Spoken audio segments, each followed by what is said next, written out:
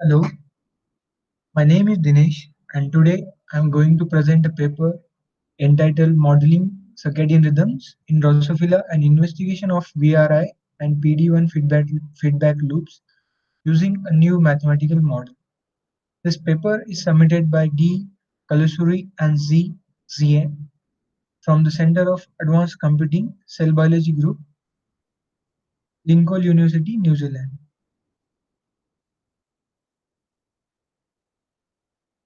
So in my today's talk, I will start with the what exactly a circadian clock is. Then I'll move towards different components of circadian clocks. What do you mean? What do I mean by component is that components means the gene of which are involved in maintaining the circadian clock of an organism. And in today's case, I'll talk more about Drosophila circadian clock. And then I'll move towards the molecular basis of Drosophila circadian clock, mathematical model of feedback loops. So in Drosophila, there are two feedback loops. I'll talk about them in detail in a moment. And at the end, I'll talk about the repression model of this as well. So let's start. So we all know that we live on a planet which has this 24 hours day, approximately 24 hours day, in which 12 hours are of light and 12 hours of dark. And for organism to survive on this planet, it must speculate the dusk and dawn, that is day and night times, and manage its different activities according to the time of a day. So that this whole process is controlled by body circadian clock. So these circadian clocks are present in almost all living organisms. Here in this example, in humans, the, the circadian clock is present not only within this suprachiasmatic nucleus, but studies have also shown that there are individual clocks as well. And this is the clock, master clock of the body, that is suprachiasmatic nucleus, which has different neurons and in which they maintain the body circadian clocks. So in mammals or in specifically humans, sleep-wake cycles are controlled by circadian clock that are also called as diurnal rhythms. Not only in mammals, there are also rhythms shown in the plants as well, as you can see in the right hand side image. During the day, opening and closure of the leaf is also controlled by endogenous circadian clock in these plants. So all organisms have this circadian clock, but the molecular components of this clock are varying. So let's talk about what are the components of the Drosophila circadian clock. So broadly, the Drosophila circadian clock components are divided into three parts.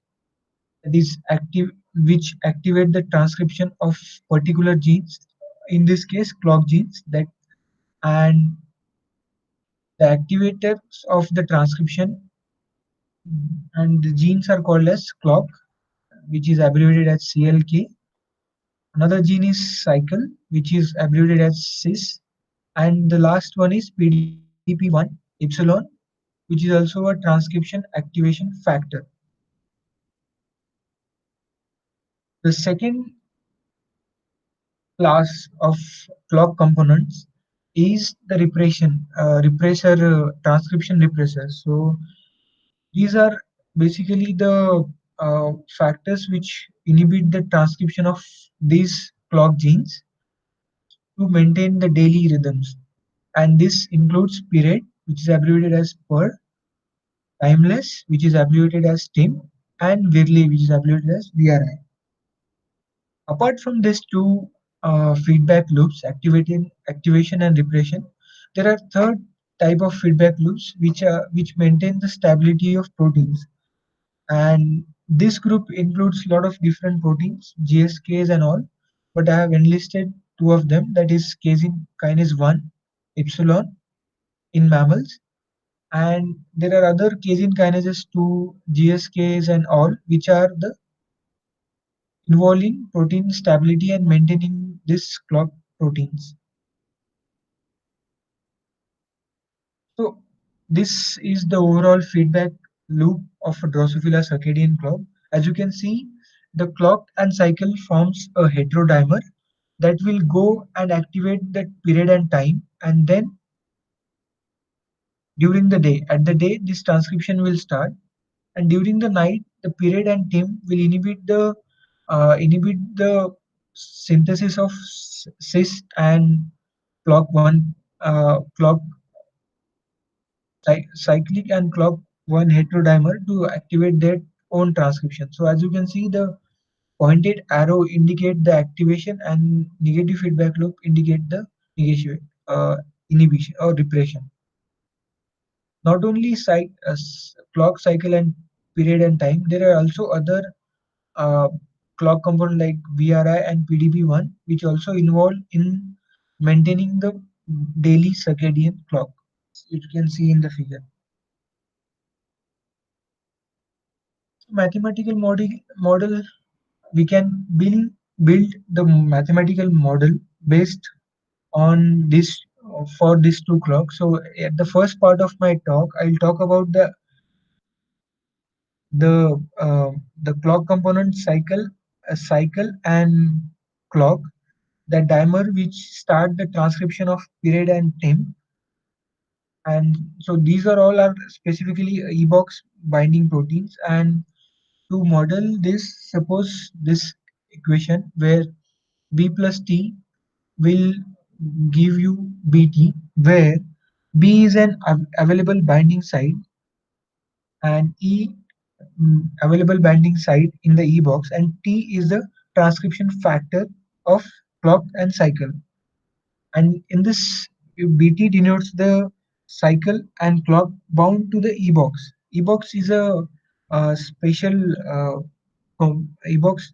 These are all these proteins are ebox binding proteins, so they will go and they will bind at particular region of the DNA to inhibit or activate the transcription that is called as ebox. So in this equation, bt is the rate of clock and cycle binding to the ebox, and ubt is the rate of cycle or clock releasing from the ebox. So as you can see, this is the first equation we can build to build a model. And now moving towards, so if we use the law of mass action kinetics, then we will get this equation. We will just use the derivative of bt and we'll get this equation. And later we can, so in this equation, in the previous equation, the concentration of B is that is so B is the concentration of unbound binding site, and T is the concentration of transcription factor, and Bt is the concentration of bound binding site. And now suppose the volume of the cell is V and the number of B and Bt in the cell are B into V and Bt into V, and if the total number of B and Bt is n, then we can get this equation by considering all these above points. And now let us consider that PRBT be the ratio of number of binding site over the total number of binding site. That is overall binding site present divided by total number of binding site. And then we can get this equation, and that we can simplify into this derivative of PRBT with respect to time is equal to 1 minus PRBT into concentration of T, BBT minus PRBT and UBBT. Now as you can calculate the probabilities of CLK, clock and cycle binding to the whole promoter in the gene, assume that clock and cycle can bind independently to the N binding site of E box, and if one or more of E boxes are bound bound, transcription of that gene is activated at the rate of TCAU, otherwise at the deactivated at the rate of TCDV PMT. So these are the terms we can use whatever you want, but in this particular paper they have used these two terms, so I'm going with these two terms. So then the rate of transcription we can predict the rate of transcription, and that would be like TCAV in bracket 1 minus PRBT raised to n bracket close plus TCDV PMT 1 minus PRBT n. So this will be the equation, or uh, this will give us the equation for uh, positive, or we can say the activation loop of clock and cycle, and that is one part where this paper they have discussed this. And in the next part of this paper they have modeled the competition of PDP-1 activation and VRI-1 repression, the second part. So here we consider that clock is activated by PDP-1 and repressed by VRI-1.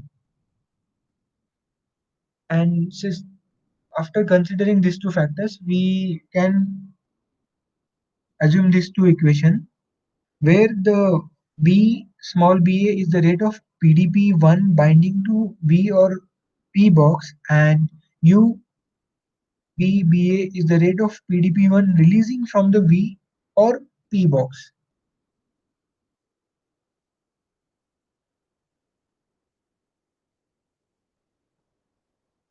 So you can make out this clearly from this equation what we are hypothesizing for this activation and activation of PDP-1 and repression of VRI1.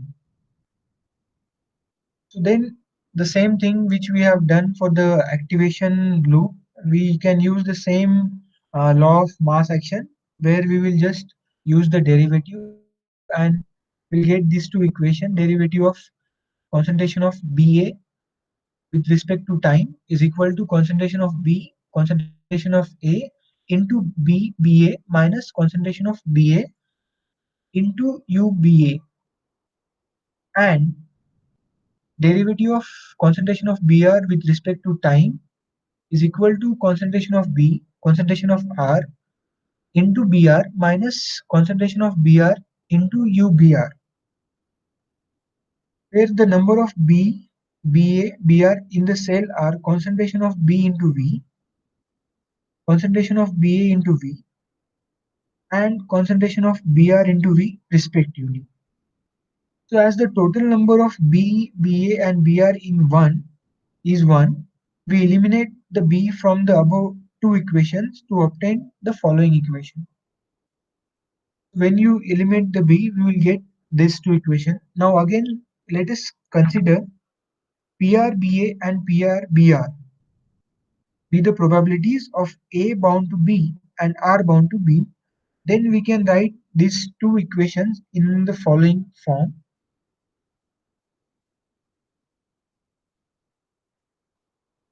That is, derivative of PRBA with respect to time is equal to 1 minus PRBA into concentration of A, BBA minus PRBA into UBA, and derivative of PRBA with respect to time is equal to 1 minus PRBA minus PRBR into concentration of R, BR minus PRBR UBR. Now assume that if PDP-1 is bound to VP or V or P box, transcription of clock gene occurred at the rate of TCPC. You can see at the bottom of the figure. Finally, we get this equation to model the competition of PDP-1 activation and VRI-1 repression. So how these models can be helpful? These models are helpful in predicting the output, and this model will also help us to predict if is there any problem in one of the clock component, what are will be the effects to the circadian clock and how the daily rhythms will be affected uh, by by either mutation or by either change in one of these clock components. So in this paper, again they have shown us different sensitivity analysis experiments. So as you can see in this graph, on the x-axis they have used the concentration of clock and PDP-1 in nanomolar range, and the y-axis are the day time, like 0 to 24 hours, 24 hours to 48 hours, 48 hours to 78 hours. So basically they have given the phase, the clock means given, they have given the 3 day cycle, 3 day of the circadian clock. So as you can see, these are the phase of circadian clock, that is within the 24 hour there will be a phase change, and the dark black line indicate the concentration of CLK. So as you can make out from this graph, during the day, that is during the day the clock concentration is higher, and as the night approaches the concentration decreases, and again in the next day the concentration of clock increases. So this cycle continues for 3 days. So they have used the same model to build this uh, uh, phase response curves. So dotted line indicate the period and time. So during the night, the concentration of period and time increases, and as the day ends, the concentration of period and time decreases, and during the next night, the concentration again increases. And these are the uh, these are the angles. As you can see, clock and period, clock, period and time has more angle as compared to the PDP-1. So now how this sensitivity analysis will help us to predict what is happening. So in this loop, so they have removed this VRI from the loop and they got these rhythms.